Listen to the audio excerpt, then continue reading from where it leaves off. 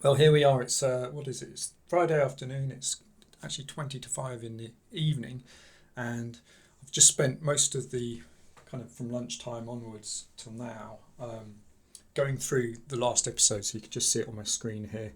And what I've been doing, as you can see on the right hand side of the screen, is I've been going through, making notes, getting all the links sorted, getting the screenshots, and putting together the kind of data and write up for the podcast, which I'll be editing next. So the next thing to do is actually do the audio, pull the video into Audacity and do the audio editing, make the podcast, and then it will go into this window here with all the text and the links and the images that I've now got in place. And when I hit the publish button, which is this button up the top there, then that will go live and you'll be able to listen to the next episode on Spotify or whatever you get however you get your podcast. That's the process. Hopefully it's not going to be too much. One of the things I did whenever I'm doing this kind of work is I'm not only just I had to listen back to the whole thing and then keep stopping, finding the links that I'm referring to and stuff like that. So that's a big part of it. But what I'm also doing is making notes of any issues. So there's an issue here that I've got to fix when I do the actual podcast. So at 36 minutes 10 seconds my audio is too low, and that's because I changed the audio levels while I was playing a clip and didn't bring them back up fully.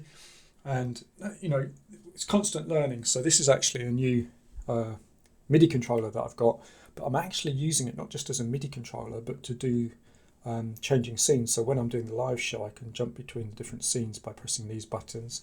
I can bring up the books and other artwork by pressing these buttons, and I can do the volume of the actual mic. So when I want to change the volume of my mic, I can just twiddle this and the volume of the videos that are playing, etc. So constant learning, constant investing to try and make the show even better. And talking of that, I value your opinions. If you're someone that watches the show, you'll notice in this screenshot here that in the last episode, last night, I was wearing these red glasses, or red light glasses, to filter out the red light. And I actually, in all honesty, I'm wearing them most of the time, but I've taken them off to film this because one of the things that I didn't like when I was reviewing the footage from last night, I don't know if you can see, but you get a lot of reflection in the glasses, so it's reflecting my screen, whereas when I'm normally presenting I don't wear these red glasses, and it means that you can see my eyes more clearly. And I think being able to see someone's eyes is really important because it's about making eye contact and having that connection. So probably in the next episodes I'm not going to wear these red light glasses, although they're good for me.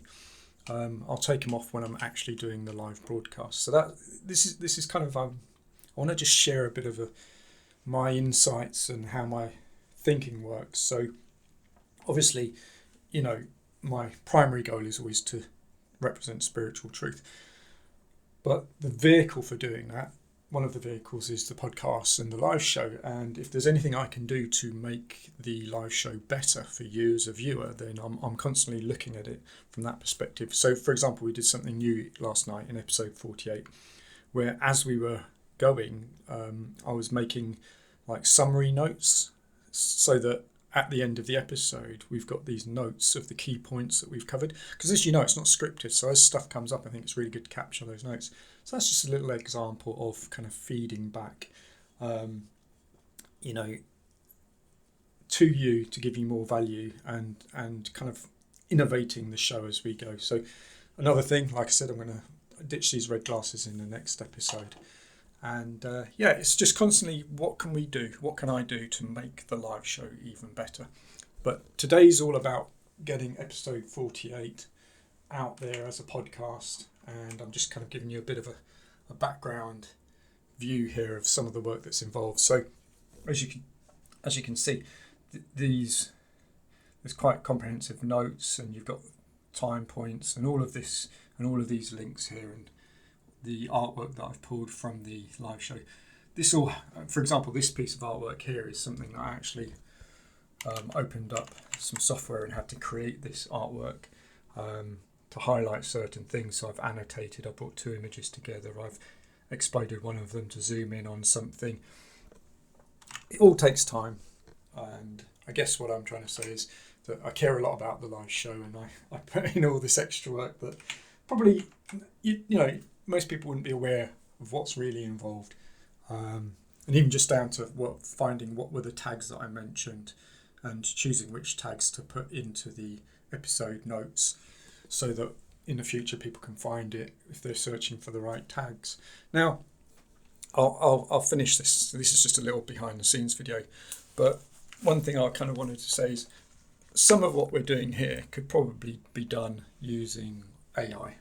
But if you've watched any of my shows where I reference AI, and you'll know that I really am not a fan of AI. I think it's a very dark technology, and it may take me more time, but I think there's real sincerity and authenticity in doing the artwork yourself, doing the editing of the podcast yourself, rather than just pressing a button and asking ChatGPT or some other AI system to, you know, can you summarize what I spoke about?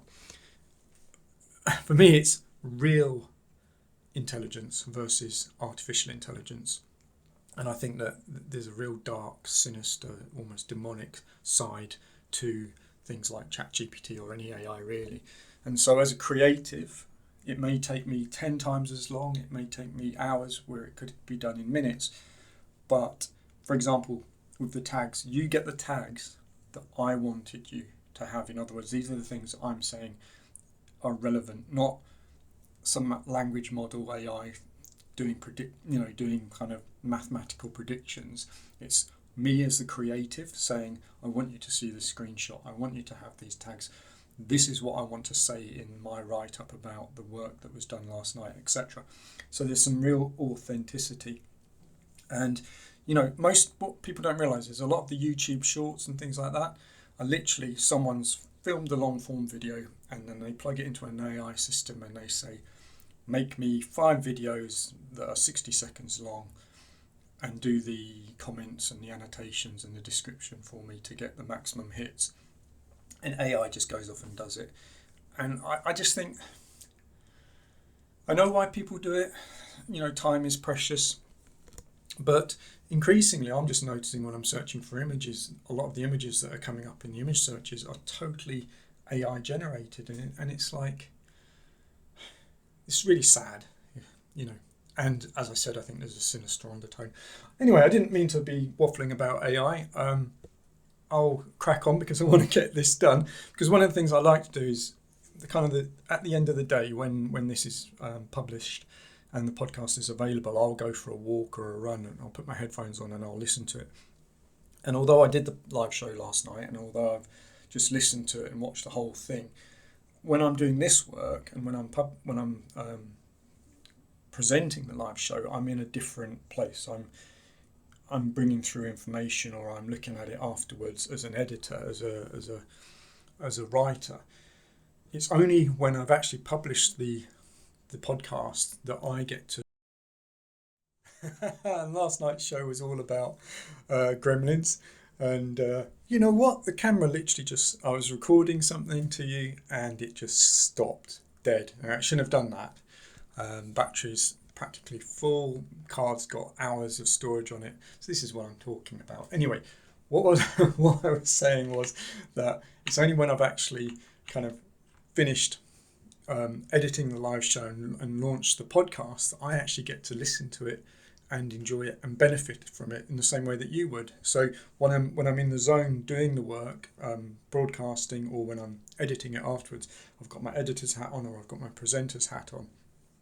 And it's only really when it's actually been published that what I normally do is put my headphones on, go for a run or go for a walk and just listen to it in the same way that you'd be listening to it, as if it's for the first time.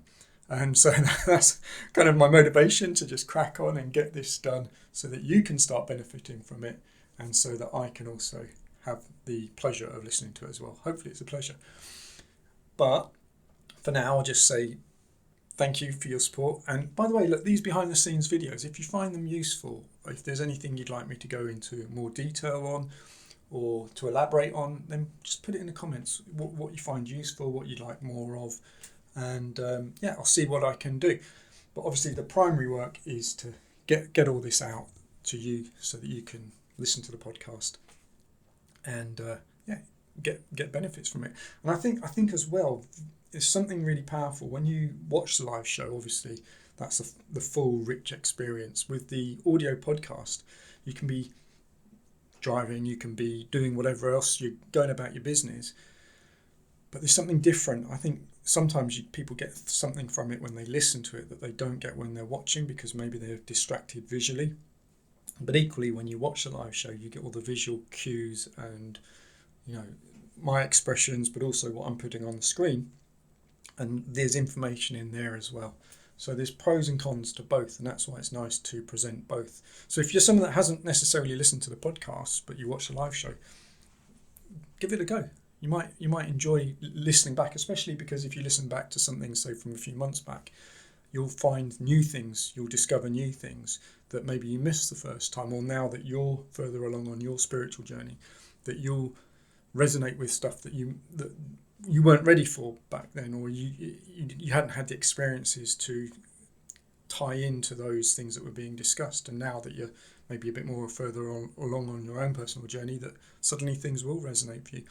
But anyway, work at hand is to get this done, and I will then put my headphones on, and it's looking pretty miserable out there tonight, so I'm going to probably just go for a walk rather than go for a run. Take care wherever you are. God bless.